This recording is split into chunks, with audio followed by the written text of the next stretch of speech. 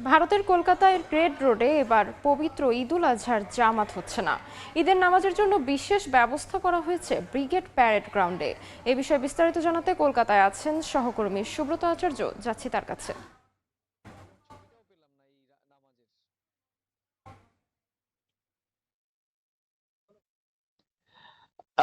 এই মুহূর্তে আমি রয়েছি ঐতিহাসিক ব্রিগেড ময়দান গ্রাউন্ডে। আমার যে পেছনে চলছে পবিত্র ঈদুল আজহার ঈদের প্রথম জামাত। আর এবারই এই বছর নতুন সরকার অর্থাৎ বিজেপি সরকার আসার পরে প্রথম এই ঈদ অনুষ্ঠান হচ্ছে এবং এই ঈদ এই নামাজকে ঘিরে কিছুটা আলোচনা সমালোচনা উঠছিল, কারণ ঠিক এখান থেকে 500 মিটার দূরেই হয়েছে ঐতিহাসিক রেড রোড এবং সেই রেড রোডেই কিন্তু এতদিন কলকাতার আশেপাশে যে শহরতলি থেকে লাখো লাখো মুসল্লিরা ঈদের এই পবিত্র জামাতে অংশ নিতেন।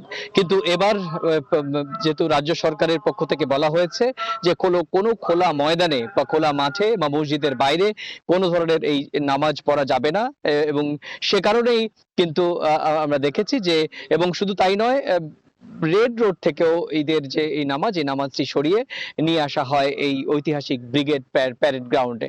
কারণ আপনি জানেন যে এই এখানে যে এখানে এখানে এখানে যে জামাত নিয়ে যে আলোচনা শুরু হয়েছিল, কার্যত আজকে এখানে আসা মুসল্লিদের সঙ্গে কথা বলেছি এবং তারা বলছেন যে রেড রোডের থেকেও যেহেতু বড় ব্রিগেড মাঠ, এক ময়দান, সেখানে পরিসর বেশি এবং প্রকৃতির একটা বৈচিত্র্য রয়েছে, গোটা কলকাতার একটি ভিউ রয়েছে এবং নিরাপত্তার যে বিষয়টি সেই বিষয়টিও এখানে রয়েছে। কারণ রেড রোড আপনারা জানেন যে একটি একটি সরু রাস্তা এবং সেই রাস্তাটি দিয়ে অসংখ্য গাড়ি যাতায়াত করত, সেখানে নিরাপত্তার একটি কমতি ছিল।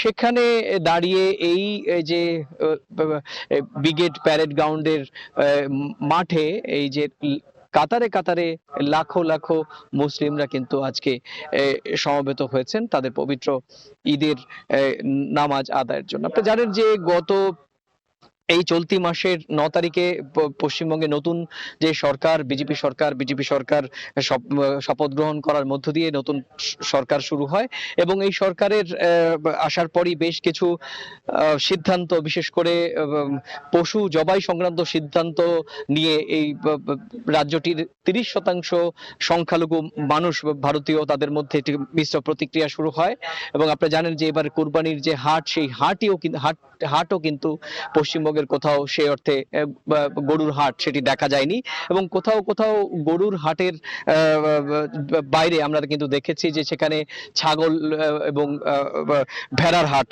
আমরা দেখেছি।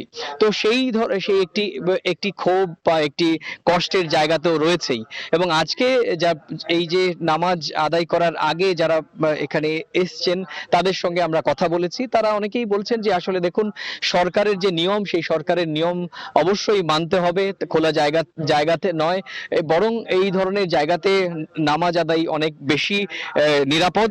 কিন্তু সরকারের কাছ থেকে আসলে আমরা ভারতীয় হিসেবে সম্মান আশা করছি, আমরা চাই মর্যাদা। যেখানে একই রাস্তায় পুজোর মিছিল হয়, একই রাস্তায় যখন অন্য ধর্মের আয়োজন হয়, সেখানে আমাদের এই ঈদের নামাজ আদায়ের নামাজের যে সুযোগ সেটি যেন সরকার নিশ্চিত করে। আমরা এখন সম্মানের জায়গাটাই চাই। শুধু পশ্চিমবঙ্গের রাজধানী কলকাতার এই রেড রোডে নয়, আপনারা জানেন যে রেড রোডের পাশে এই আজকে ব্রিগেড ময়দানে নয়, আজকে জেলা শহরগুলোতেও একই রকম ভাবে নির্দিষ্ট জায়গায় কিন্তু নামাজ আদায় করা হচ্ছে, তাদের যাতে নিরাপত্তা এবং তাদের যাতে কোনো ধরনের আপনি জানেন যে প্রচুর দাবদাহ চলছে, পর্যাপ্ত অজুর ব্যবস্থা এবং এখানে পানীয় জলের ব্যবস্থা রাখা হয়েছে এবং যারা এখানে নামাজ পড়তে আসছেন তাদের জুতো রাখার জন্য বা তাদের জিনিসপত্র রাখার জন্য কিন্তু আলাদা শোকেস রাখা হয়েছে।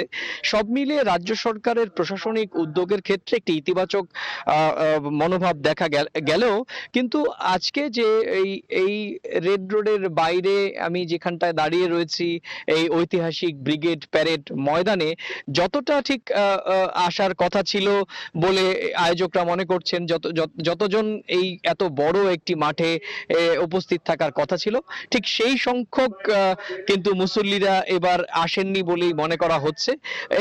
এটি কিন্তু আমরাও যারা অনেক বছর বহু বছর ধরে রেড রোডের ঈদের জামাত আমরা কভার করে আসছি, আমাদেরও মনে হয়েছে যে রেড রোডের জামাতে আসা মুসল্লিদের তুলনায় এত বড় মাঠ হওয়া সত্ত্বেও ব্রিগেডের এই ময়দানে কিন্তু তুলনামূলকভাবে কম সংখ্যক যে মুসল্লিরা তারা সমবেত হয়েছেন। এখানে দুটো কারণ স্থানীয়রা বলছেন। একটি কারণ হচ্ছে যে অনেকেই শেষ মুহূর্তে জানেন না ঠিক কোথায় নামাজের। কলকাতা থেকে সরাসরি যুক্ত ছিলাম।